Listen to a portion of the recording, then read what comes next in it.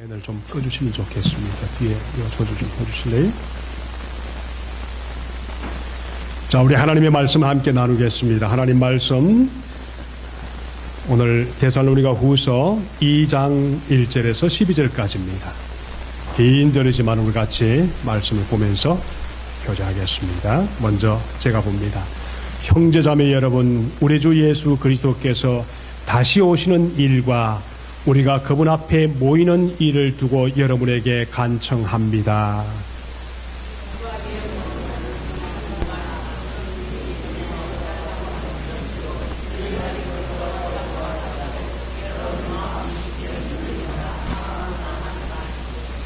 여러분은 아무에게도 어떤 방식으로도 속아 넘어가지 마십시오.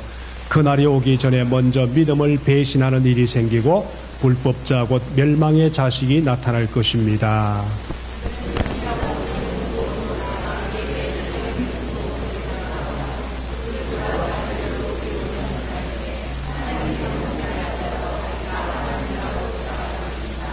내가 여러분과 함께 있을 때에 이런 일을 여러분에게 거듭 말했다는 것을 기억하지 못합니까?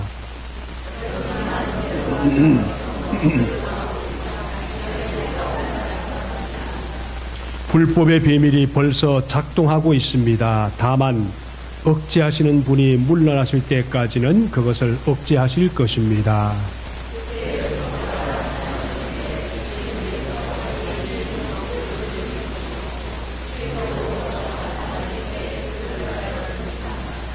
그 불법자의 나타남은 사탄의 작용에 따른 것인데 그는 온갖 능력과 표징과 거짓 기적을 행하고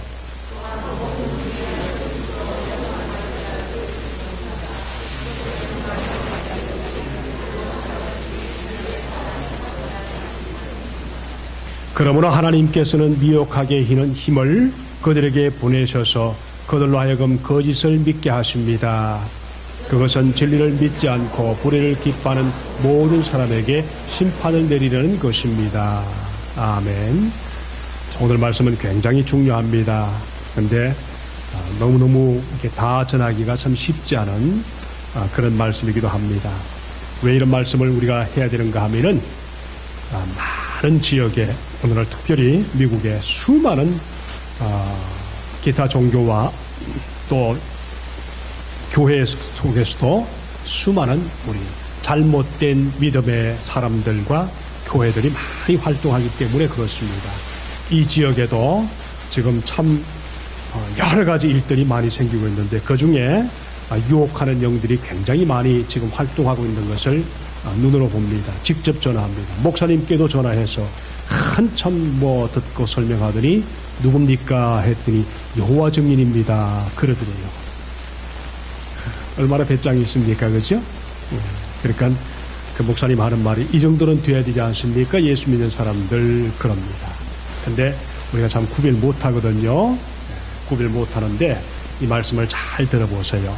상담자들이 늘 하는 말 중에 하나가 뭔가 하면은 어떤 사람의 능력을 내 자신의 능력을 100으로 생각하십시다.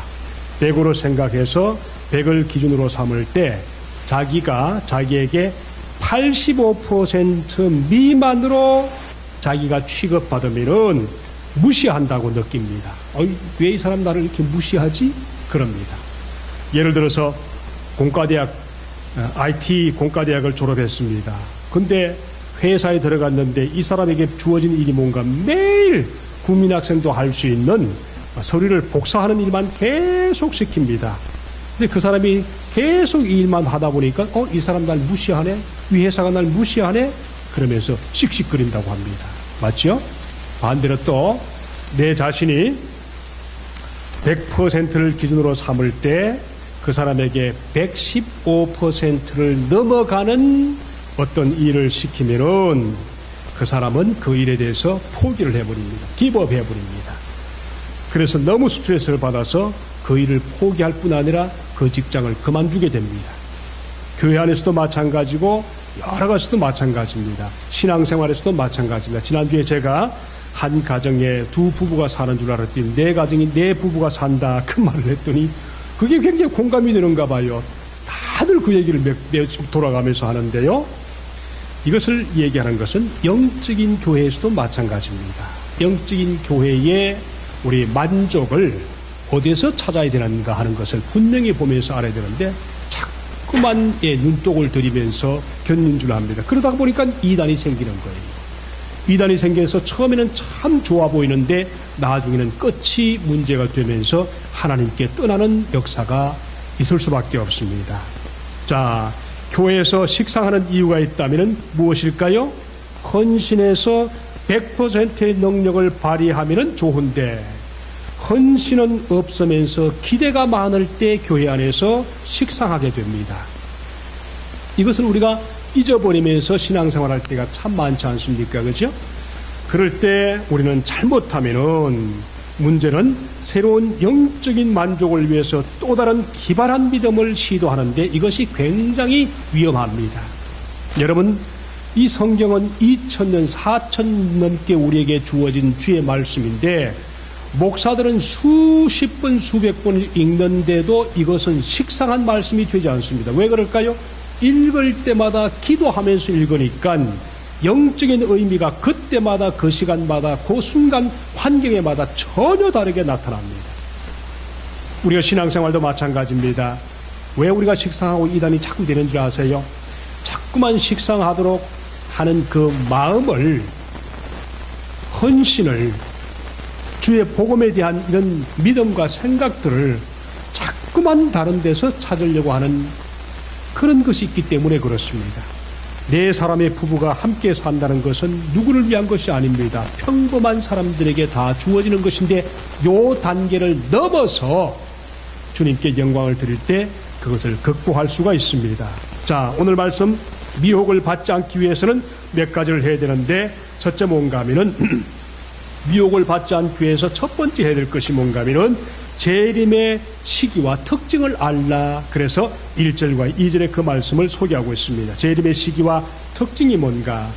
이 말씀은 데살로니가 후서를 기록한 목적이기도 합니다. 오늘 말씀 보니까 형제자매 여러분, 우리 주 예수 그리스도께서 다시 오시는 일과 우리가 그분 앞에 모이는 일을 두고 여러분에게 간청합니다. 여러분은 영이나 말이나 우리에게서 받았다고 하는 편지에 속아서 주님의 날이 벌써 왔다고 생각되어서 마음이 쉽게 흔들리거나 당황하는 일이 없도록 하십시오. 그랬습니다.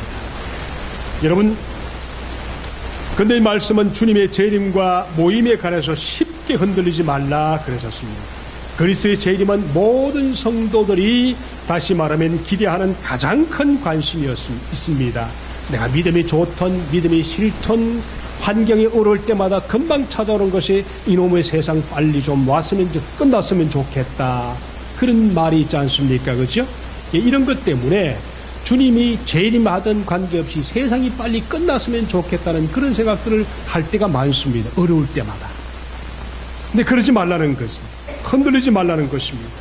여러분, 최근에 LA에서 어떤 일이 있었습니까? 주님이 오신다고 함께 모여서 재림을 기다리면서 열심히 모여서 그래 하지 않았습니까? 그죠? 근데 그것이 불발되지 않았습니까? 저는 한국 사람만 그런 줄 알았더니 미국에 사는 미국 사람들도 그러고 있더라고요. 참 얼마나 답답합니까?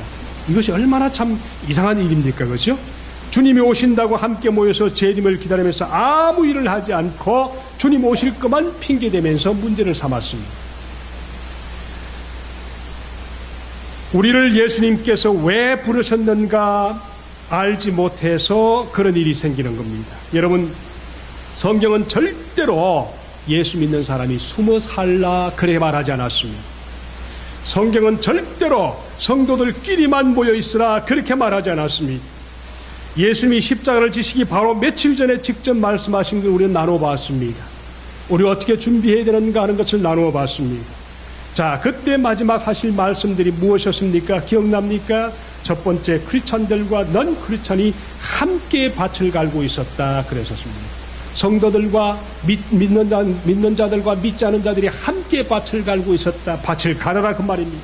함께 맷돌을 돌리고 있었습니다. 함께 시집가고 장가도 가라 그랬었습니다. 여러분, 밭을 갈다가 들림받으라고 했지 두부를 만들고 또 만들기 위해서 맷돌을 함께 갈다가 들림받으라고 했지 결혼식장에서 결혼식을 하면서 준비된 영혼들이 들림받으라고 그랬지, 따로 모여서 게을러 주님 오실 것만 기대하고 그렇게 따로 세상 사람들과 구별되어 있으라 그런 말 하지 않았습니다. 같은 생활하라 그랬습니다. 같은 생활 속에서 어떻게 주님 앞에 준비를 하는가, 이 말씀을 수주에 거쳐서 말씀을 나누었습니다. 우리 예수 믿는 성도들이 자칫 잘못하면은 기도원에만 들어가서 그냥 기도만 하고 있다가 들림받을 걸 기대하는 사람이 많습니다. 절대로 아닙니다. 저는요, 기도원 생긴 것 별로 나쁘게는 생각하지 않습니다만, 그러나 결코 기도원이 생긴 것 좋다고 생각하지 않습니다. 수많은 사람들이 기도원에 가서 그냥 퍼질러 앉아서 세상과 덩지며 살려고 얼마나 노력합니까?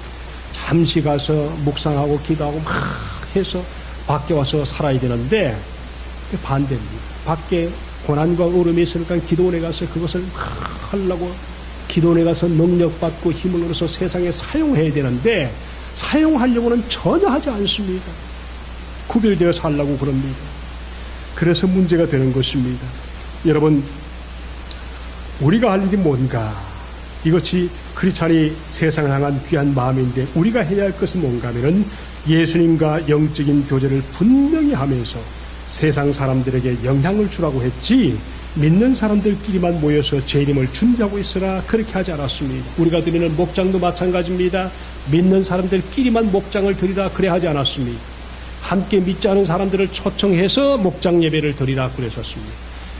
어쨌든 이런 것들 우리가 끊임없이 마음속에 가지면서 주님 앞에 헌신하고 할 때 세상이 나를 위한 기대가 있고 우리가 세상을 향한 사명이 있지. 오늘 말씀처럼 주님이 오신다고 하니까 다 그냥 자기들끼리 모여서 흔들리고 자기들끼리 그렇게 하니까 얼마나 우리 그런 것에서 우리 자신의 믿음이 흔들립니까? 말씀해 보니까 교회 안에 이단들이 우리를 유혹합니다. 어떻게 유혹합니까? 말씀해 보세요. 영으로 유혹한다 그랬습니다. 영으로 유혹한다.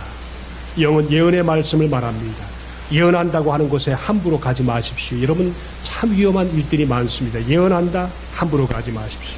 영들 분별한다, 아, 저 사람 참 영험해, 아, 저 사람 참 말씀 대단히 신령해, 영험하다고 쉽게 낚여가지 마세요.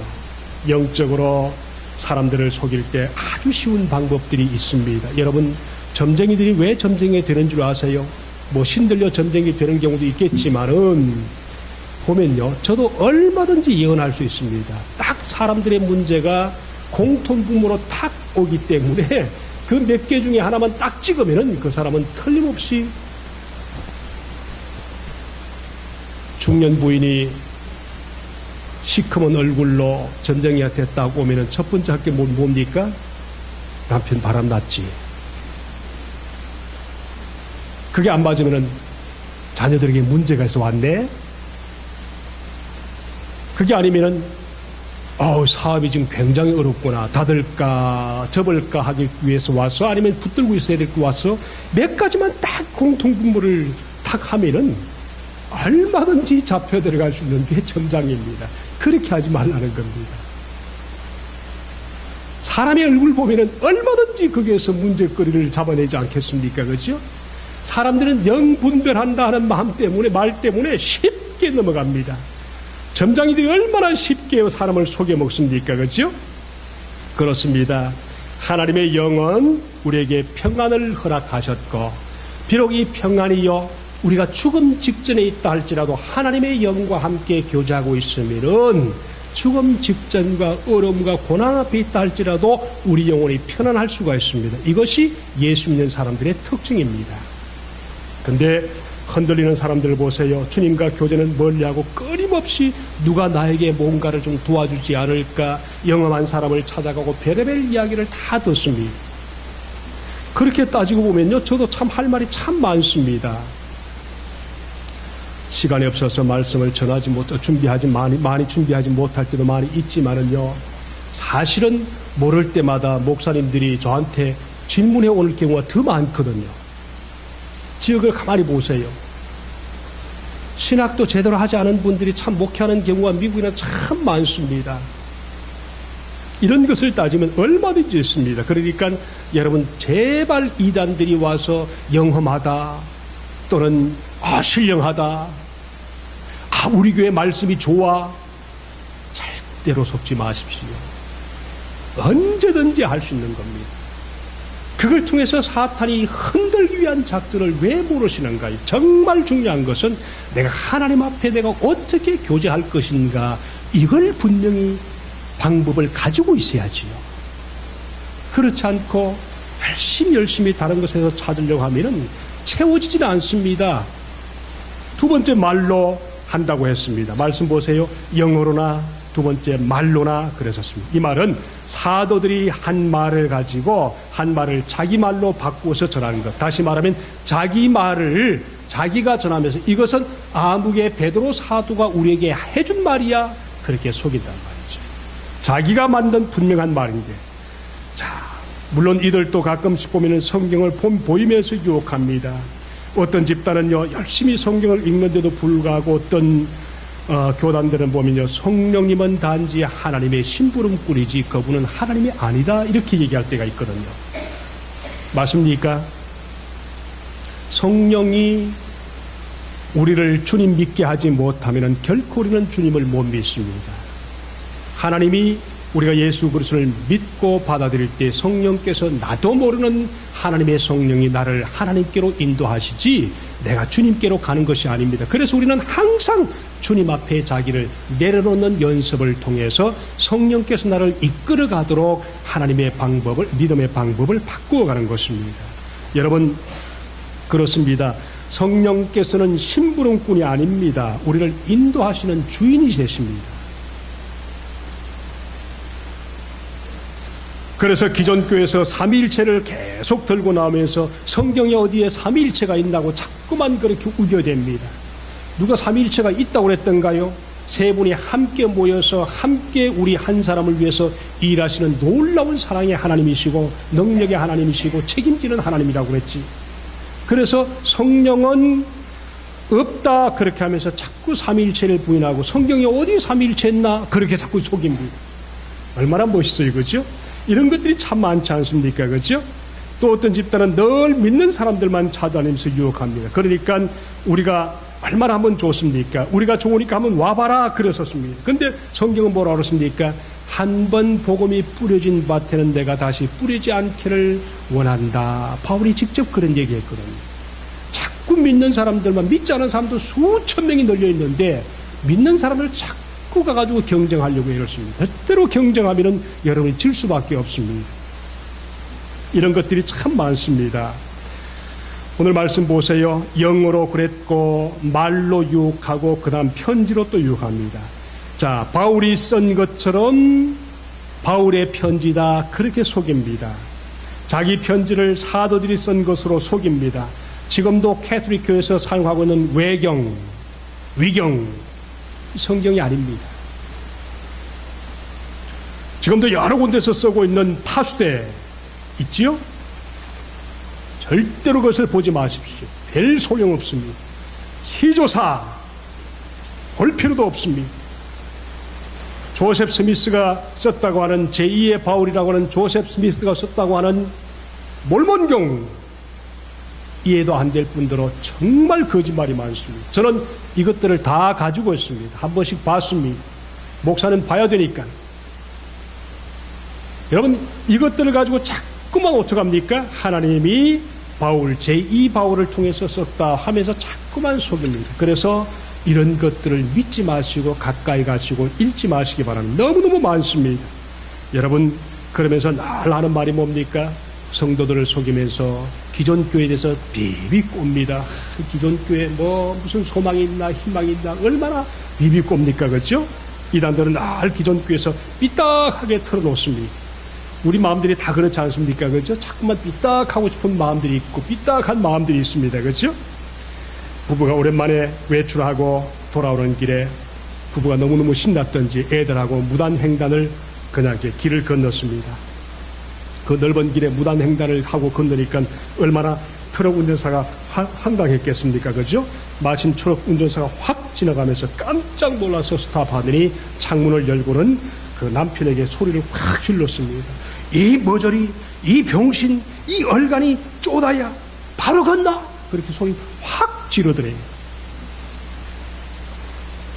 이 말을 옆에서 같이 건너오던 아내가 남편에게 물었습니다. 당신 아는 사람이야? 그랬더니 아니? 그때 아내가 하는 말이 뭔가 하면 그런데 당신에 대해서 어쩜 그렇게 잘 알아? 그러더래요, 세상에. 꼭 여자들은 삐딱하게 털어 보이는 그런 마음들이 있어요. 제발 남편한테 그러지 마세요. 아주 못된 놈. 안 그러던 미국에서 남편들이 살면서 주눅이 들어서 가정을 못 먹여 살려서 그렇게 힘들어 사는데 거기에 삐딱하게 자꾸 남편들을 힘들게 하면 어떻게 견딥니까? 빨리 죽이려고 자꾸 그러지 마세요. 저는 내가 내 자신을 봐도 얼마나 불쌍한지 몰라요. 집사람이 그렇다는 얘기는 아닙니다. 절대로 뭐 집사람 그런 스타일은 아닙니다만 어쨌든 제가 한국에서 목회하면은 목사님들 다 하는 말이 한국에서 당신이 목사하면 얼만큼은 할 것이다. 근데 절대로 부럽지 않습니다. 절대로 안 부러워요. 몇 사람 붙들고 하더라도 기분 좋게 하고 감사하고 여러분처럼 좋은 성도들 같이 신앙생활 해야지. 늘 보답고 삐딱하게 털고 하는 그런 교인들하고 하면요 얼마나 힘든지 몰라요. 아는 목사님들 보면요 하나하나 같이 보면 차라리 하면서 자꾸 큰 도시에서 하는 목사님 보면 차라리 하면서 너무너무 힘들어하세요. 아예 그냥 이렇게 삐딱하게 털어서 자꾸 이렇게 하는 그런 그룹들이 있거든요. 우리의 마음들이 다 그런 마음이 있기 때문에 그렇습니다. 사탄들의 이단들의 특징이 뭡니까? 기존 교회의 약점을 자꾸 털어서 삐딱하게 미혹합니다. 여러분, 그래서 절대로 여러분 이단들을 경계할 때 이 몇 가지 중에서 기존 교회를 자꾸 얘기하고 성령이 없다고 얘기하고 또 무엇을 얘기할 때마다 여러분 꼭 watch out 하시길 바랍니다. 이 지역에 들어있는 이단들이 뭐라고 그렇습니까? 신천지, 여호와 증인, 몰몬교도 있고요. 별의별 것이 다 있습니다. 굿뉴스, 침례교라고 하지요. 굿뉴스는 침례교가 아닙니다. 이 모든 것이 항상 특징이 있는데 뭡니까? 예수님이 재림하는 문제를 걸고 넘어지는 겁니다. 그리고 생활을 바로 하지 못하도록 그렇게 말합니다. 오늘 말씀에 보니까 재림에 대해서 어떻게 구별하는가? 3절과 6절의 말씀 보니까 미혹을 받지 않기 위해서는 불법의 아들에 관한 실체를 반드시 알고 신앙생활할 때 우리 재림을 잘 받아들일 수 있고 이단에서 우리 이길 수가 있다. 그렇습니다.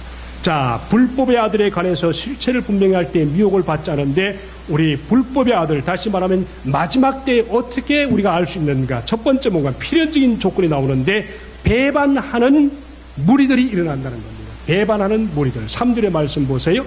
3절의 말씀. 여러분은 아무에게도 어떤 방식으로 속아 넘어가지 마십시오. 그날이 오기 전에 먼저 믿음을 뭐라고 그랬습니까? 믿음을 배신하는 일이 생기고 불법자 곧 멸망의 자식이 나타날 것입니다. 그래서 마지막을 어떻게 하는가? 배신자들이 끊임없이 생긴다. 이 배신자, 배교라는 이 말은 원래 군대 용어입니다. 군대 사령관이 나라를 위해서 싸우려 나갔다가 갑자기 싸우려 나간 그 나라는 배반해버리고 상대방에게 그냥 붙어버리는 겁니다. 이것을 배교라고 말합니다. 나라를 등지고 상대방 나라에 가버리는 것을 배교라고 그러죠. 어느 날 예수를 잘 믿다가 순간에 기적 같은 놀라운 역사를 저 상대방에 보면서 저긴가벼 하면서 가버리는 것입니다. 이런 일이 반드시 나타난다는 겁니다. 로마 캐톨릭에서 말하는 것은 종교의식을 버리고 교회 권위를 부인하는 것을 말할 때 이걸 배교라 말합니다. 그리고 태만한 믿음을 말합니다. 초대교회 때는 참 얼마나 박해가 심했습니까? 그죠? 초대교회는 너무너무 박해가 심하니까 열심히 믿다가 좀 나중에 믿지, 그리고 좀 지나가면 믿지, 또 죽을 때 믿지 하면서 그냥 기독교인들이 그리스도의 제자됨을 부인하고 이방신을 섬기면서 배교의 길로 들어갔습니다. 요즘도 우리 핍박당하는 곳에 참 많습니다. 이북도 많고 저 중동 지역도 굉장히 많습니다. 배교는 지금까지 믿던 믿음의 도를 포기하는 것을 말합니다. 자, 예수님은 재림의 징조가 이런 배교가 있을 것이라고 여러 번 경계했습니다. 마태복음 24장 10절의 말씀 보세요. 많은 사람들이 미혹에 걸려서 넘어질 것이요, 서로 넘겨주고 서로 미워할 것이다 그러셨습니다.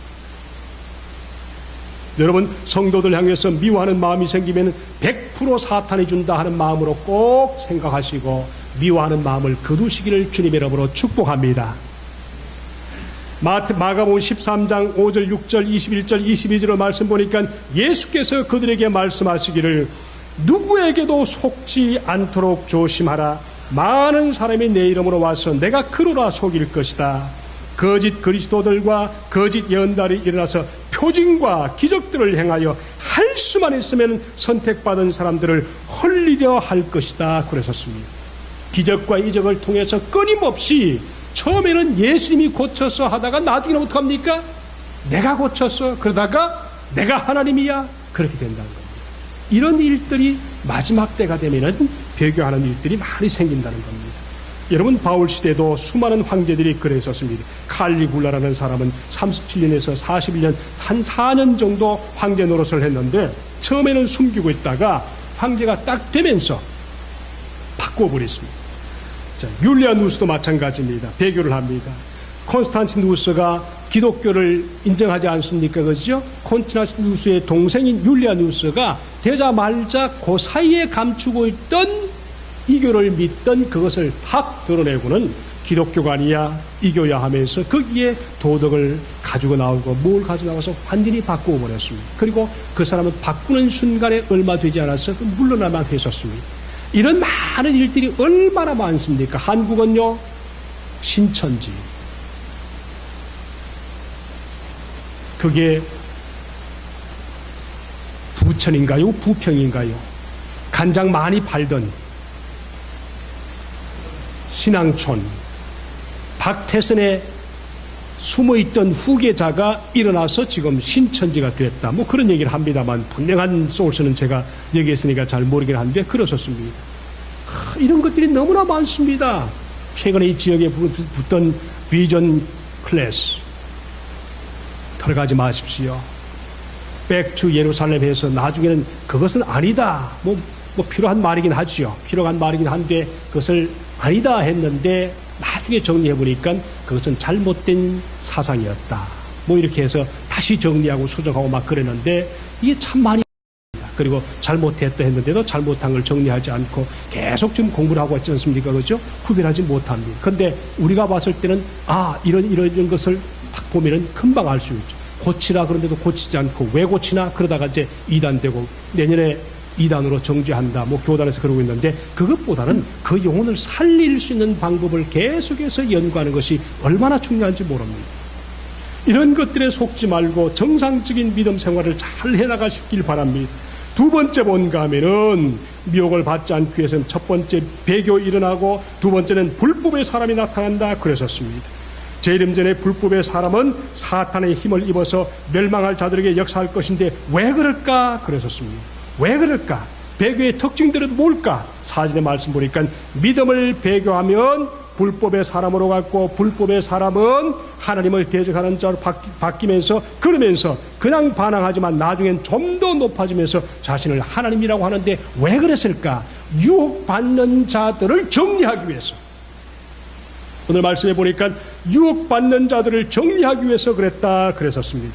왜 하나님은 이런 사람을 미리 막지 않고 두시는가요? 왜 미혹하는 힘을 그들에게 그냥 주시는가요? 11절 12절의 말씀을 보세요. 그러면 당연히 나와 있지 않습니까? 거기 말씀 보세요. 그러므로 하나님께서는 미혹하게 하는 힘을 그들에게 보내셔서 그들로 하여금 거짓을 믿게 하십니다. 그것은 12절 말씀 읽을까요? 시작. 진리를 믿지 않고 불의를 기뻐한 모든 사람들에게 심판을 내리는 것입니다. 정리하기 위해서. 자꾸만 마음이 이미 복음을 가지고 있는 사람들이 자꾸만 흔들리니까 아예 그 사람을 정리하기 위해서 미혹하는 사람을 그냥 뒀다 그러셨습니다. 이게 하나님의 작전이라는 것입니다. 하나님이 사탄의 활동을 통해서 불순종하는 미혹하는 것을 두고 진리를 믿지 않은 사람들, 곧 진리를 사랑하지 않고 믿지 않은 자들, 선을 기뻐하지 않은 사람을 확실히 심판하도록 하기 위해서 정리하는 과정에 하나님이 그냥 뒀다는 것을 기억하시기 바랍니다. 그러므로 정상적인 교회에서 신앙생활하면서 잘 봉사하십시오. 봉사도 없고 성경 말씀도 없고 묵상도 없고 기도도 없으면서 자꾸만 딴짓하려고 새로운 것을 시도하려고 하다 보면은 이런 유혹에 걸리는 것입니다. 자, 5절의 말씀 보세요. 내가 너에게 말한 것을 기억하지 못하느냐? 왜 다 알면서 모르는 것처럼 흔들리는가? 바울이 그런 말씀을 하셨습니다. 이 말씀을 잘 기억하세요. 이 말씀을 기억하면서 우리가 정말 바로 믿고 바로 알기 위해서는 바로 성경을 제대로 구별할 수 있는 능력을 우리는 배양해야만 합니다. 그래서 귀중한 교회가 필요합니다. 그러면 세 번째로 마지막 13절에서 17절까지 우리는 어떻게 해야 될 것인가? 우리는 믿음 생활 어떻게 해야 될 것인가? 7절에서 12절 말씀 보니까 따라하십시다. 하나님의 주권을 인정하자. 하나님의 주권을 인정하자는 거죠. 정해진 때까지 불법의 사람이 재림의 도래를 우리 일할 수 있도록 재림의 도래를 자꾸만 그렇게 하는데 7절의 말씀 보세요. 7절의 말씀 보니까 불법의 비밀이 이미 활동했지만 지금 그것을 막는 자가 있다 그랬었습니다. 불법의 비밀이 지금도 작용하고 있지만은 억제되고 있는 것은 그 때가 되면 하나님의 때가 확실히 오면 그때 그 적그리스도가 누구인지를 분명히 드러내기 위해서 지금은 조금은 역사하지만 막고 있다 그랬었습니다. 이래는 우리가 하나님께 주권을 맡기고 우린 그분과 함께 교제하고 배반하지 않도록 내 자신을 잘 지켜드리는 것이 가장 중요한 일입니다. 신령하다고 해서 자꾸만 엉뚱한 데를 찾아가면 여러분 자꾸만 흔들립니다. 함께 신앙생활은 우리 교인은 아니었습니다만 플로리다에 있을 때 보면 이분은요 처음에는 얼마나 이 초석을 열심히 신봉했어요. 지금도 들어보니까 엉뚱한 곳에 가서 신앙생활을 하고 있다고 하는데요. 이 초석 테이프 여기는 돌았는지 몰라요. 요즘은 이 초석 테이프 없죠, 그죠? 있습니까 지금도? 이 초석 들어보셨어요? 인천의 예루살렘 교회라고 들어보셨어요? 요즘 잠잠하던데 그분은 막 넘어뜨리고 막 그랬는데 미국 전역에 얼마나 그 테이프 많이 비디오로 돌았습니까, 그죠? 열심히 거기서 그냥 막 정신없어요. 그 옆에만 가도 그냥 정신이 하나도 없는 사람이에요. 그러니까 매일 그냥 워서워서하고 정신없이 그냥 쥐야 이렇게 가지고 막 하고 하는데 그러다가 보니까요 그게 성이 안 찼던가 봐요. 어느 때가 딱 되니까 그 다음 어디 가는 거예요. 진짜 말씀을 그냥 연구하는 말씀 학교에 들어갔어요. 그러니까 완전히 또 반대가 된 거예요. 그때는 기도도 없고요 전혀 다른 것도 없어요. 그냥 말씀 연구만 그냥 확 빠지더니요. 그래도 나중에 헷갈아가는 거예요, 이분이. 사람은요, 주여 하는 것도 한계가 있고요. 성경만 파는 것도 한계가 있습니다. 그러니까 잘 균형을 맞추는 것이 참 중요합니다.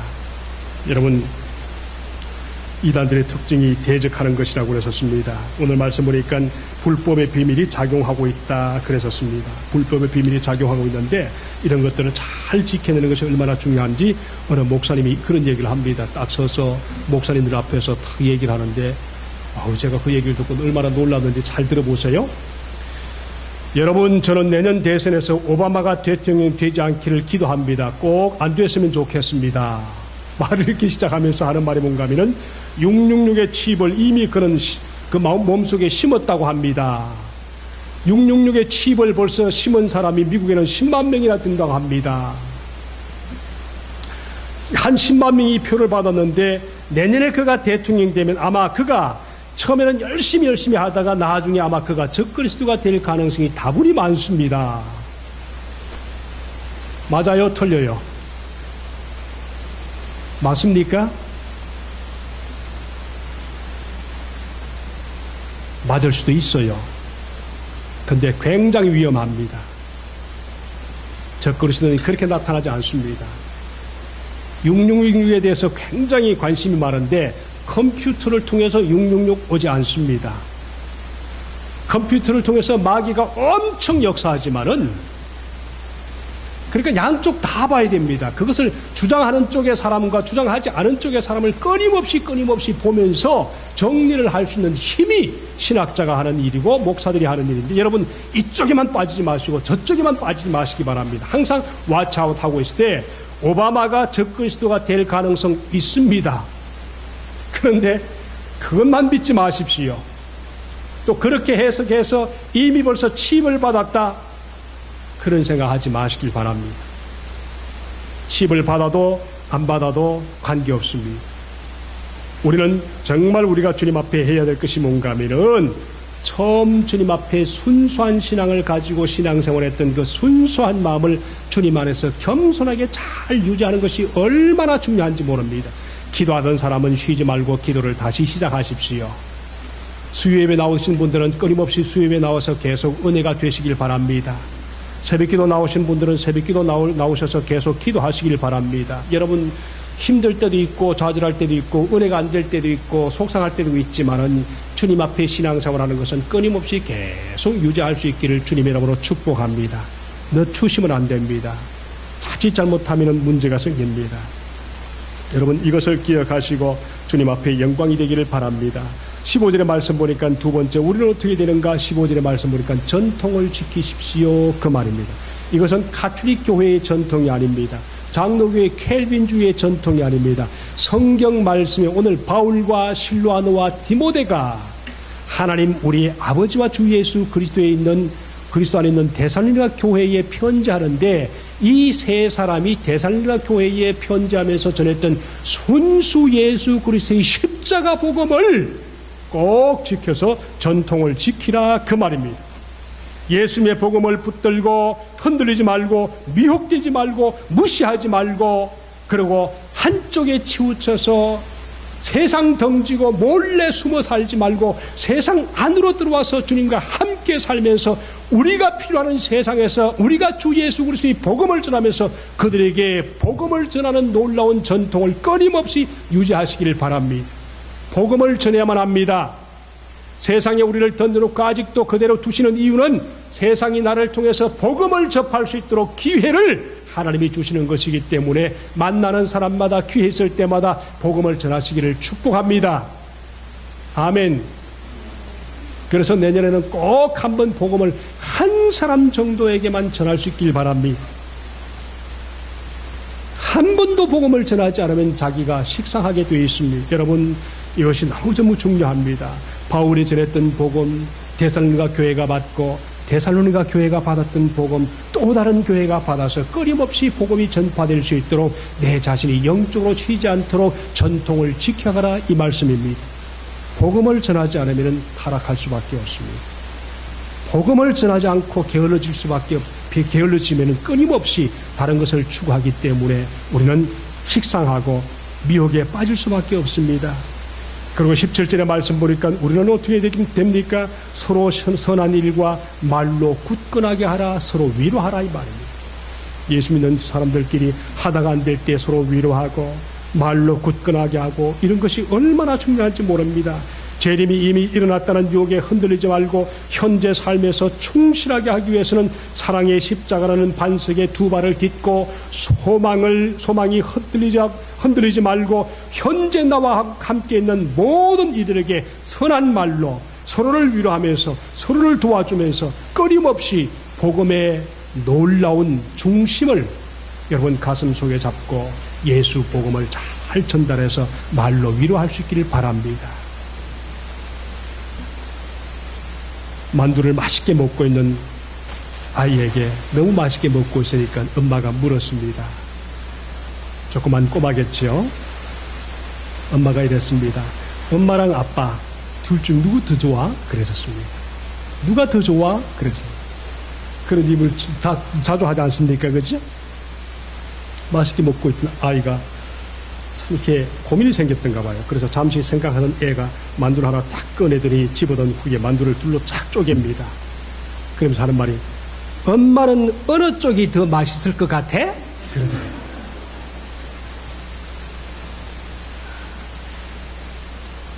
정상적인 교회, 모든 신앙생활을 하는 성도들은 다 맛있습니다.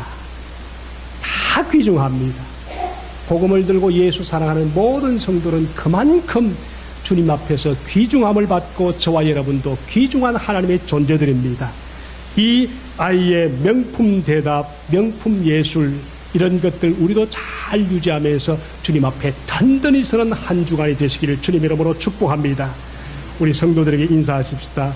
성도들 우리 옆 사람 보고 한번 인사해 봅시다. 당신에게 소망이 있습니다. 이번 한 주간도 주님과 함께 힘차게 살아가십시오. 주님과 함께 승리하고 좋은 소식 가지고 돌아오십시오. 그런 믿음을 가지고 우리 주님 앞에서 다른 생각하지 마세요. 하나님 말씀을 꼭 읽으시고 묵상하시고 가까이 하시고 기도하시고 특별히 내가 교회를 위해서 하나님의 다른 성도들을 위해서 무엇을 해야 할 것인가 기억하면서 주님 앞에 승리하시기를 축복합니다. 하나님 아버지 감사합니다. 주님이 우리 대살로니가 교회에 하셨던 말씀을 우리에게도 오늘 말씀하시니 감사합니다. 이 말씀이 주님 앞에 건강하게 잘 소화가 될 수 있도록 역사해 주시옵소서. 예수님의 귀하신 이름으로 감사하며 기도하옵나이다. 아멘.